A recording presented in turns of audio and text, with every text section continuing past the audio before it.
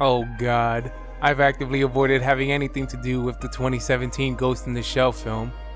Just from the trailer alone, I could tell this was going to miss the entire point of Ghost in the Shell. Best I save myself the suffering and just memory hole the whole ordeal. But this channel needs content, and this film fits today's topic to a T, so here we are. I promise this is going somewhere good, so let's just get started with this shit.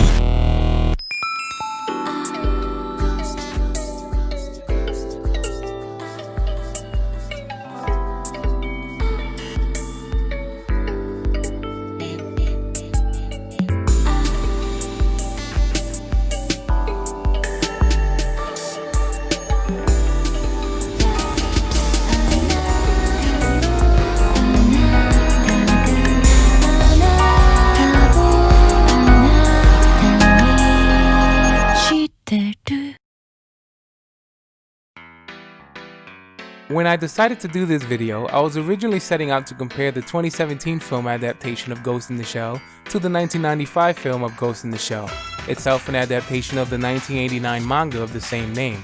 I understand that adaptations by necessity need changes to be made to the source material, especially when moving from one medium to another.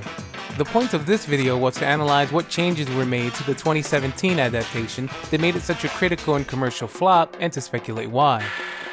Except, as I was watching the movie, I slowly came to realize something. This reminds me a lot more of another 20th century film that I love, way more than it does Ghost in the Shell.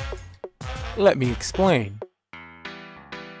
Mira Killian, the sole survivor of a cyber-terrorist attack which killed her parents, is chosen as a test subject after her body is damaged beyond repair.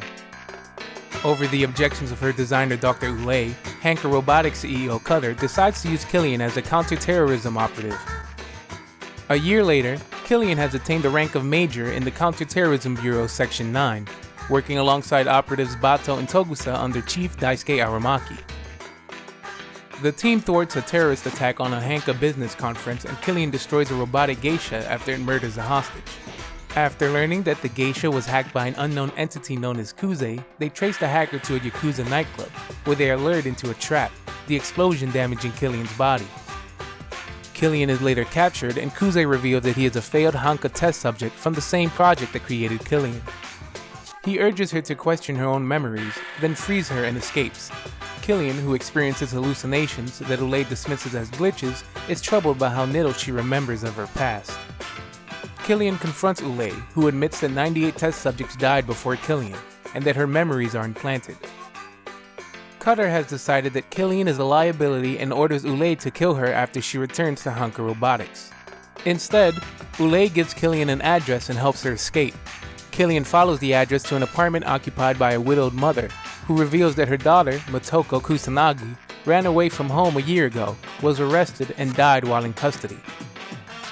Cutter deploys a spider tank to kill Killian and Kuze. Kuze nearly dies before Killian is able to tear off the tank's motor. The next day, now repaired and embracing her true identity as the Japanese Motoko, Killian reconnects with her mother and returns to work with Section 9. Nice shooting, son. What's your name? Murphy.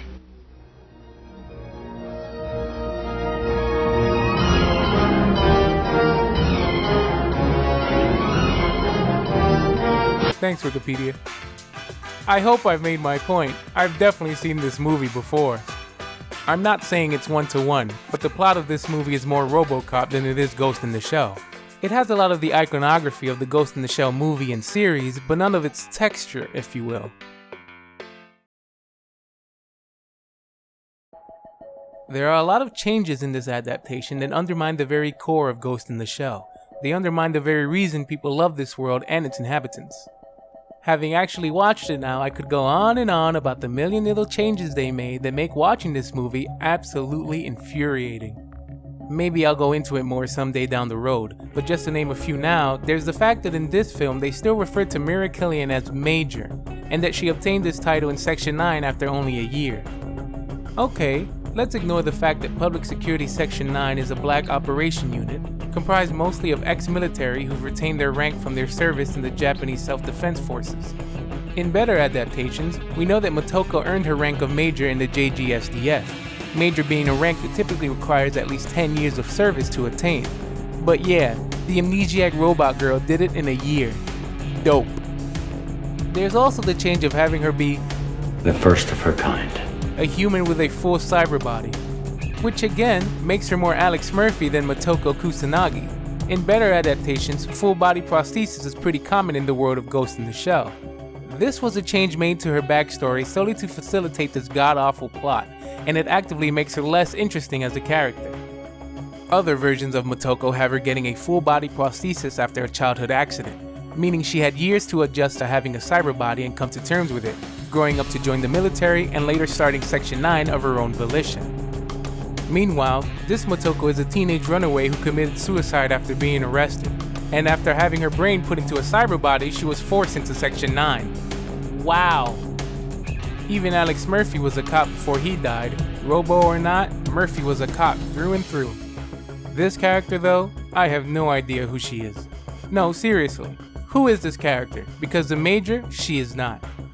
Not only does she have a worse backstory, but her actual way of being is nothing like the beloved character she's supposedly based on. For example, the Major is classified as a wizard-class Grey Hat, meaning her computer security hacking abilities are some of the best in the world. She's regularly shown hacking into military-grade protected networks with relative ease, even being able to hack other people's cyber bodies, manipulating their vision, disabling their vocal systems, and even controlling their bodies outright. Mira Killian, on the other hand, when trying to dive into the memory of a destroyed geisha in search of a lead, is shown to be almost immediately overwhelmed by Kuze's hacking, needing to be pulled out by Dr. Dalin and Bato. While the Major isn't some sort of walking god, she is the most skilled member of Section 9 in hand-to-hand combat, consistently depicted being able to hold her own against other physically enhanced combatants, and even an attack helicopter, although she does have her limitations, of course, demonstrated by her being overpowered by an enemy in an armored suit.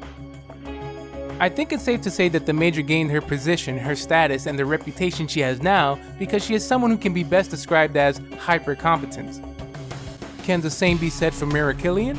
Well, here she is getting caught lacking by a guy with a fucking cow prod 3 times. She says she was going to draw some attention to herself in order to get into the basement, but why is she still bothering with this greasy guy after he's already shocked and handcuffed her? She ends up decking the guy anyway, and then confus all his goons, something she could have done instantly, so what was the point in making her look like a bitch? No, let me guess. It was to facilitate this god-awful line, I wasn't built to dance. Oh, what have they done to you, Major?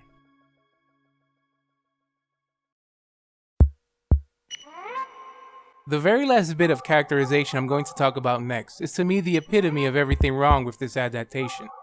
In the 1995 film, the Major chases down and then incapacitates a ghost-hacked criminal connected to the Puppet Master. Once he is subdued, she stops attacking him, well aware that he is just another puppet and doesn't know anything really. And just what are you gonna talk about? You don't even know your own name, you stupid dickhead. Huh? Juxtapose this to the 2017 film, where Mira subdues the ghost-hacked garbage man and then immediately proceeds to interrogate the man who says he doesn't know anything, to which she responds to by beating his face in some more, only being stopped by Bato physically intervening. It's only in the next scene through some exposition that the audience and possibly the Major discovered that the garbage man is just a puppet and has had his memories altered by Kuze. Here's the issue with this change. So during the interrogation scene, Mira holds up an image to the garbage man of himself saying it's his daughter, which he confirms. Which means he's definitely been ghost hacked, but this scene comes before the exposition explaining his altered memories. So there are one of two things that went wrong here. Either Mira did not know he was ghost hacked when she started beating him for information and only suspected it after he was in custody, thus prompting the daughter line of questioning, Or she did know she was interrogating a ghost-hacked man already and beat his head in just because she felt like it. Either way, her actions are very telling about the kind of character we have here. If she didn't know, she just went all Minneapolis PD on a suspect who's already been subdued, and if she did know, she just beat a man who's already been subdued and has no information he can possibly share because he's a puppet of Kuze. If the former, she's incompetent. If the latter, she's bizarrely cruel. Do either of these scenarios scream hyper-competent to you? Does this seem like behavior becoming a Major or someone in her position? Oh, what have they done to you, Major? This is the problem with this adaptation. It's not the amount of alterations, it's the severity of them. Take the 1979 film Apocalypse Now, for example, an adaptation of the 1902 book Heart of Darkness. Yeah, I'm talking about a book.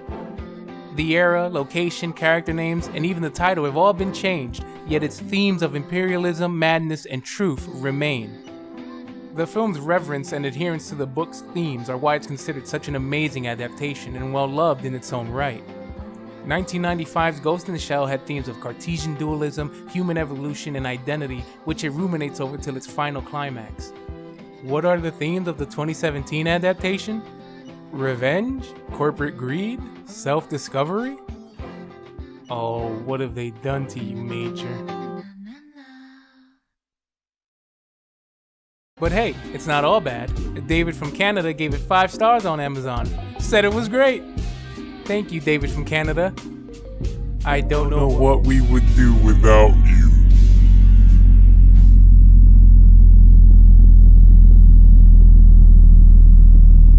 Fortunately, there is a film adaptation that does retain its original's core and shamelessly embraces its source material to great success. But I'll be covering that in next week's video in a continuation of sorts to this one. Hope to see you there.